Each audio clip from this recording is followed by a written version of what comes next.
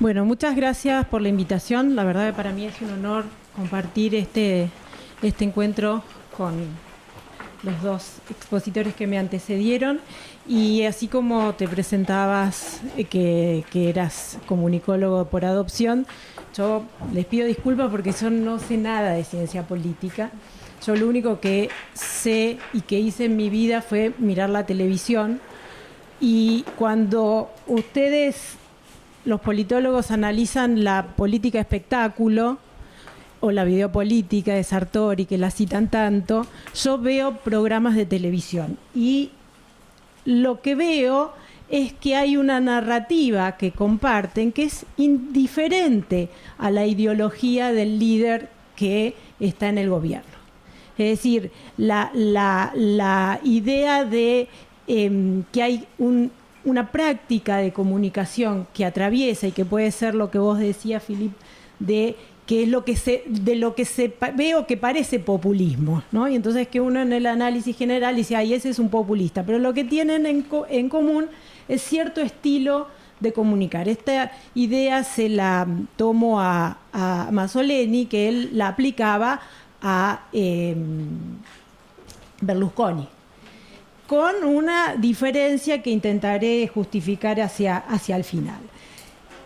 Hay como cierta vocación de convertirse en el centro del escenario mediático, ¿no? Yo tengo la secreta hipótesis de que muchos presidentes son actores frustrados y como son además malos actores, no le iba a ir bien en el espectáculo, entonces dijeron, me lanzo a presidente. Que eso además les iba a asegurar cierto protagonismo indiscutido, ¿sí? Además, digamos, una cosa que rinde y que muchos también presentan como el storytelling y toda esta cuestión es este compartir parte del reality show de la vida cotidiana, ¿sí? Piensen que de Macron empezamos a prestar atención cuando dijimos, ay, mire, está casado con una señora más grande que él, ¿qué? Y ahí mucha gente se enteró de que podía ser el presidente de Francia.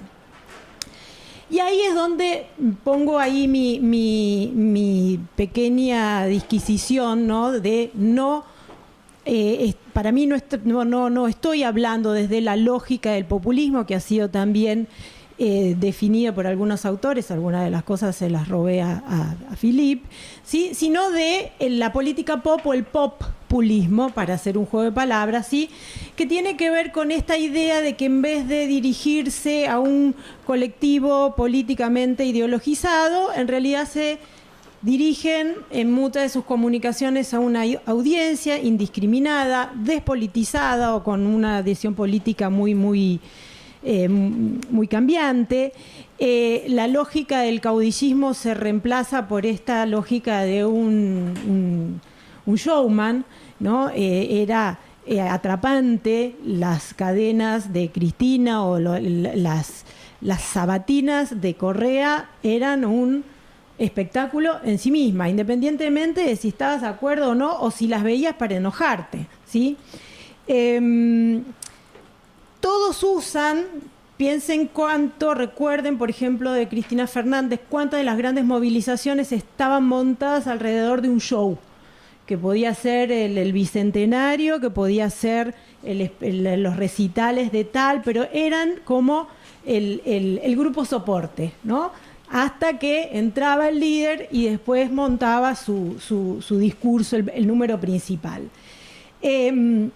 Bueno, tiene mucho que ver con esta lógica de relaciones públicas, ¿no? En donde lo mediático es un apéndice más. Es lo que más vemos, es lo que estamos más atentos los analistas o los periodistas, pero si uno se despega de la pantalla de lo informativo, de la prensa, empieza a ver además una gran articulación de acciones que tienen más que ver con acciones de campo, con publicaciones, con páginas web, con cuestiones que incluso son como mucho menos visibles en lo mediático, pero mucho más eficientes porque apuntan a lo que es la base, ¿sí?, de lo que a mí me parece esta narrativa, que no es lo simbólico, sino lo experiencial, lo emocional.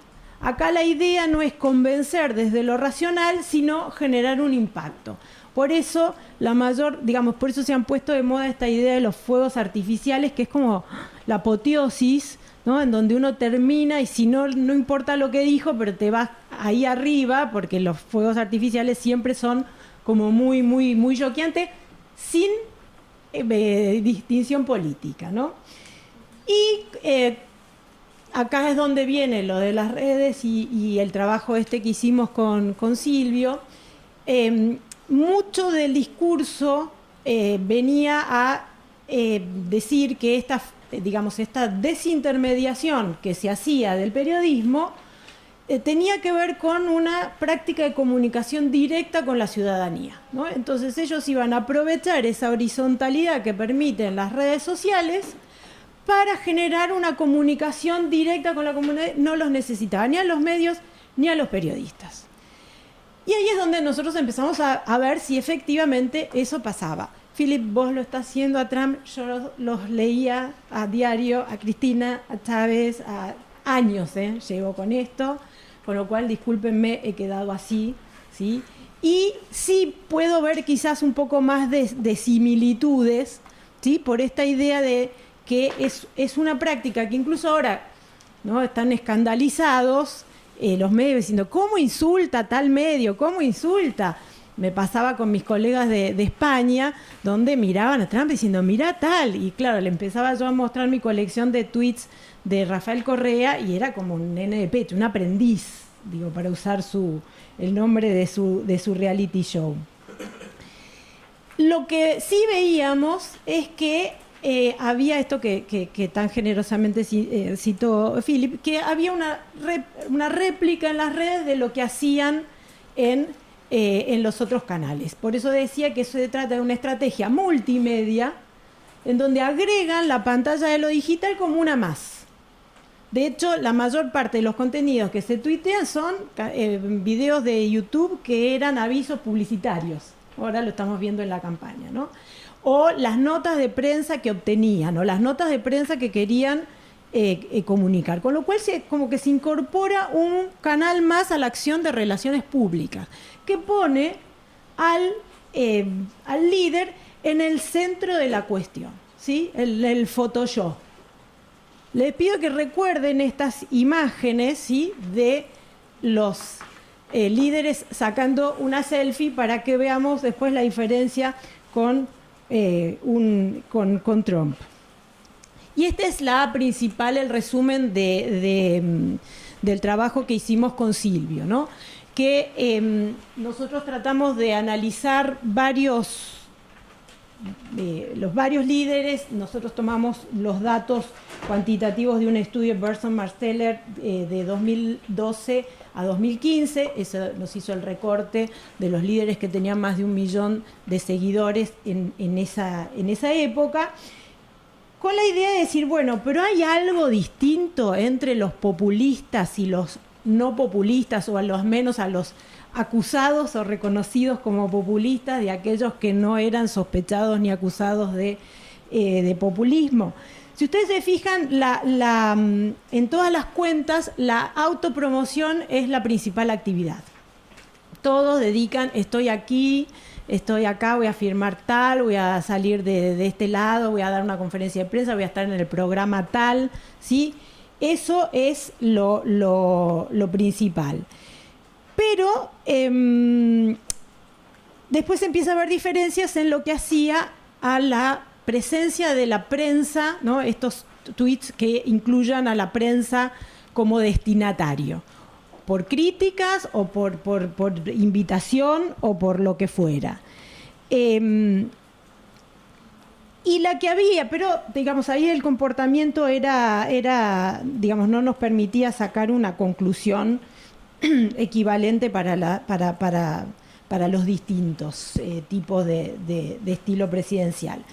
Donde sí había una gran diferencia era en el discurso digamos, la hostilidad, en los tuits de hostilidad, que eran la mayoría en el caso de Correa, de Cristina y de Maduro, con una salvedad.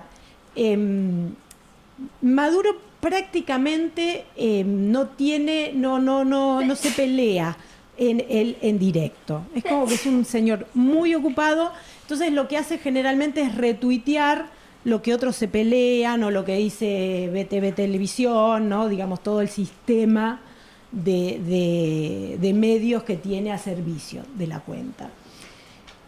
Algunos de los ejemplos de los tweets, porque nosotros lo que hicimos, además de hacer ese análisis cuantitativo de esos 5 años, nos metimos en las cuentas, sacamos 3.200 tweets de cada una de estas cuentas para ver qué era lo que pasaba allá adentro, qué era lo que decían, ¿no? Entonces, por ejemplo, Juan Manuel Santos, cuando hablaba de los periodistas, decía algo así como presidente y periodista creo y defiendo la libertad de prensa, sin ella no hay un buen periodismo ni democracia. Yo no pido cabezas de periodistas, soy quien más valora la crítica cuando es seria y fundamentada. O sea, un amor de señor con relación a la prensa. Enrique Peña Nieto, reconozco el trabajo responsable y libre de aquellos que contribuyen a la construcción de una sociedad más informada y democrática. Sebastián Piñera lo mismo, saludos, besos y flores al periodismo. Ahora, cuando nos íbamos a Correa y a Cristina, eso era clarísimo, ¿sí? Además en el caso de Cristina era como la obsesión. De todos era como la más elegante, eso hay que decirlo, pero sí aparece esta idea de los medios como mentirosos, los medios haciendo campañas, ¿no? Por ejemplo, la ficción macrista y el periodismo de guerra inventando propiedades a CFK mientras hay colas por 2 manzanas gratis. Este es un tuit de Cristina. Hablando de Clarín, porque además que vieron que Cristina se corta los tuits y ella misma se refiere a cosas que tuiteó antes, entonces es como difícil seguirle el hilo, pero bueno, está manchado, el sujeto tácito es Clarín, está manchado de sangre de compatriotas y además, como siempre, lo pagan los 40 millones de argentinos, lavado de cientos de millones de dólares por JP Morgan, todo esto parece un chiste, lástima que el chiste, puntos suspensivos. Eso es muy estilo Cristina. Y ya la maravilla es que Correa, que él es abiertamente... ¿sí? Trata de infradotado al periodista, o sea, no tiene ninguna prevención. Lo que sí también marcaba una diferencia, que no lo puse acá en el gráfico, que viene, ¿no? Que es el principal sustento de esto de que no conversan, es que no contestan tweets. Cristina y Maduro tenían 0 de respuesta a los tweets en los años que analizamos. 0. Y Correa parecía que sí, porque tenía como un 35% de respuestas de los tweets. Pero cuando ahí nos metimos en el análisis, la mayoría de esos que parecían respuestas, porque obviamente tenían el formato de respuesta, es responder, copiar a un ministro y decir ocúpese. Ocúpese e infórmeme. O sea, que era más una muestra de autoridad que una conversación con ese ciudadano, ¿no? Dice algo así como, aquí si lo sancionamos, los medios posicionarían que fue un atentado a la libertad de prensa, ¿no? Entre comillas. Periodista ecuatoriano opinando, ejemplo extremo pero representativo de la prensa mercantil, qué vergüenza. Hay uno que le toca en la muestra a The Economist. Basta de mentir sobre Ecuador, vengan al país, constaten la realidad antes de publicar falsedades, un poquito de decencia, ¿sí? La síntesis, me parece que es ese tuit que podría aplicarse a cualquiera, ¿no? No se puede mentir tanto con tanto registro visual y fotográfico de todas mis actividades. Y sí, la verdad que sí. Digamos, como estilo, ¿sí? Han tenido mucha más exposición que cualquiera de las figuras cuando uno analizaba durante todos estos años quiénes estaban primero en las tapas de todas las revistas, siempre ¿no? Tenían que ver con estos personajes. Y ahí es donde les dejo una pequeña inquietud acerca de este estilo populista y de si esto se traslada a Trump. Yo les decía, ¿recuerdan esta foto? ¿No? Ellos haciéndose la selfie, que después publicarán. Estas en realidad son falsas selfies, ¿sí? Son fotos que se sacan ellos para después, ¿no?, subir a sus redes oficiales. Pero,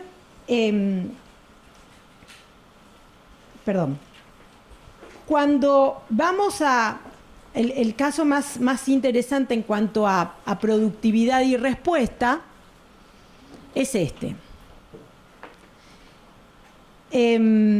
Chávez, que fue por mucho tiempo el líder, ya estoy terminando, el líder con más seguidores mundial, del mundo mundial, ¿sí?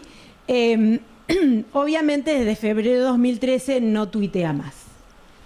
Aunque la gente cuando se muere sus artistas le escribe tweet, con lo cual yo tengo la teoría de que debe haber tweet en el más allá, y la gente lo sabe y por eso le manda saludos cuando se mueren. Pero Chávez, por ahora, no hemos tenido ningún efecto sobrenatural, no ha tuiteado. Sin embargo, no para de crecer en cantidad de seguidores. Al punto tal que tiene más seguidores que Maduro, que es el líder que más tuitea también del mundo mundial. ¿Sí? Solo de su cuenta presidencial salen 40 tweets al día. El promedio de tweets es de 1.8, los populistas tienen un promedio de 3 tweets por día, ¿sí? Pero porque vieron que hay días que le agarra el fárrago y después están en mucha temporada en silencio.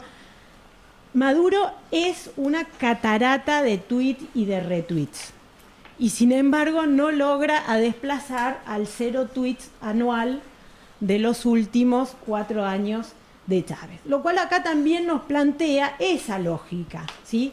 De que este furor comunicacional, esta lógica de querer estar en todos los medios, de querer estar en 24 horas, de querer ser ellos los protagonistas absolutos, lo que mostró que ellos querían ser protagonistas de los medios, pero como vienen de una generación izquierdista, que no despreció siempre la televisión, no entendían nada de la televisión. ¿Por qué? Porque una de las normas de la televisión es no estar todo el tiempo. Fíjense que Susana cada vez está menos meses en pantalla, porque la lógica del entretenimiento es que es corto. Nadie puede estar en un espectáculo más de 2 horas.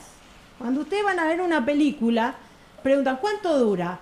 2 horas y 10, la de la finlandesa que se estrenó, no, ni loco. Es muy largo. Veo Netflix, 18 minutos, que es la atención que uno le puede prestar a un bloque. Esta gente no se enteró y quiso estar 24 horas, 7 días, cosa que explica esta idea, de esta foto que es una de las más citadas en estos días, ¿sí? Cuando hablamos del foto-yo en estos tiempos, no es el yo narcisista del político, es el yo del ciudadano con la foto del eventual celebridad. Trump, que es el pop nacido y criado, ¿sí? Porque él con Berlusconi eran famosos y por ser famosos fueron presidentes. El problema con nuestros pop es que ellos eran políticos y devinieron estrellas pop después desde el gobierno. Pero este que es nacido y criado sabe usar mucho mejor, y por eso las cosas que vos señalaste tienen mucho que ver con esas temporadas del aprendiz que tiene encima, de cómo se juega con los medios. Es más fácil pegarle a uno que meterte con la cadena, ¿sí? De hecho, es parte del error estratégico de lo que les pasó a estas señores. O sea, que no es, o sea, podías vos matar a uno sencillamente y con los grandotes, ¿no? Pensar que podía ser tu tamaño. Él nunca se va a sacar esas fotos, no van a haber fotos, y si la encuentran me la googlean en el Twitter, si me la mandan en el Twitter, de él con sacándose él a sí mismo. Él es una estrella y las celebridades se ponen la selfie, la sacan los seguidores. ¿Qué les quiero dejar así como conclusión? Esto que les planteaba. la lógica de esta comunicación es muy intensa, muy interesante, pero se agota enseguida. Dejo abierto a la discusión. Muchas gracias.